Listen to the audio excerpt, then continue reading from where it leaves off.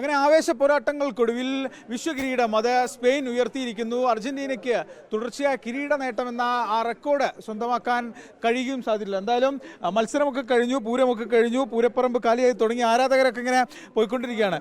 ചേട്ടാ, ഏത് ടീമായിരുന്നു ശരിക്കും? ഞങ്ങൾ പ്രത്യേകിച്ച് ടീം അർജന്റീനയാണ്.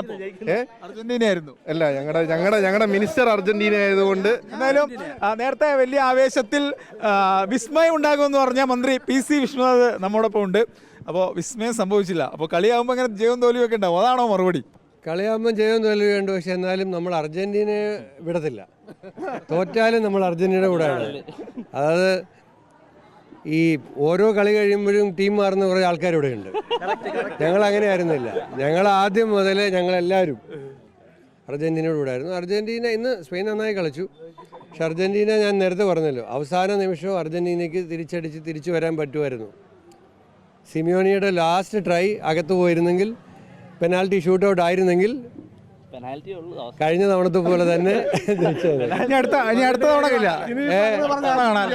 പറഞ്ഞിട്ട് കാര്യമില്ല. അടുത്ത തവണ കാണാം. പെനാൽറ്റി ഉള്ള പന്ത് കിട്ടിയിട്ട് കണ്ടേ കളിച്ചു ജയിച്ചു അല്ലേ? അതെ അതെ. ശരിക്കും സ്പെയിനാണോ അതോ വേറെ? പോർച്ചുഗൽ.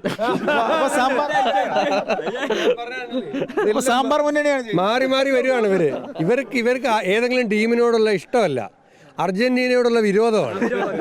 മനസ്സിലായില്ലേ? അർജന്റീനയുടെ വിരോധം കൊണ്ട് അർജന്റീനയ്ക്കെതിരെയുള്ള ടീമിനെ ഇഷ്ടപ്പെടുകയാണ്.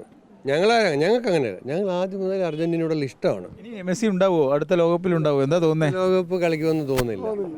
എന്നാലും അർജന്റീന ഇപ്പോൾ മറഡോണ പോയപ്പോൾ വീണ്ടും മെസ്സി ഉണ്ടായില്ലേ, അതുപോലെ അർജന്റീനയിൽ പുതിയ മറഡോണയും മെസ്സിയൊക്കെ ഉണ്ടാവും. എന്തായാലും വലിയ ആവേശ പോരാട്ടമാണ്. ആ പോരാട്ടത്തിൽ അർജന്റീന തോറ്റു, പക്ഷേ നല്ല കളി കളിച്ചു എന്നാണ് മന്ത്രി പറയുന്നത്. ഈ തോൽവി കൊണ്ടൊന്നും കാര്യങ്ങൾ അവസാനിക്കുന്നില്ല, തിരിച്ചു വരുമെന്ന് പറയുന്നു. എന്തായാലും മെസ്സി തുടർന്നുണ്ടാവുമോ എന്ന കാര്യത്തിൽ മന്ത്രി ഉറപ്പ് പറയുന്നില്ല. എന്തായാലും ഇന്നത്തെ ഈ ദിവസം അത് സ്പെയിൻ ആരാധകരുടെയാണ്, അവർ ആഘോഷിക്കുകയാണ്. പക്ഷേ സ്പെയിൻ ആരാധകർ എന്ന് പറയുമ്പോൾ പോലും അതൊരു സാമ്പാർ മുന്നണി എന്ന ആക്ഷേപം കൂടി അവിടെ നിൽക്കുന്നുണ്ട്. വീഡിയോ ജേർണലിസ്റ്റ് അബു താറിനൊപ്പം റിപ്പോർട്ടർ AV ജയശങ്കർ.